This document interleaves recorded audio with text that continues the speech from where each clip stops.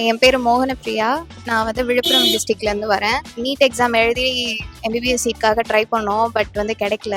So வேறு ஏதாவது abroad countries போகலான்னு பார்க்கும்போது வியட்நாம் வந்து நம்மளோட வெதருக்கு சூட்டபிளாக இருந்துச்சு, சிமிலராக இருந்துச்சு.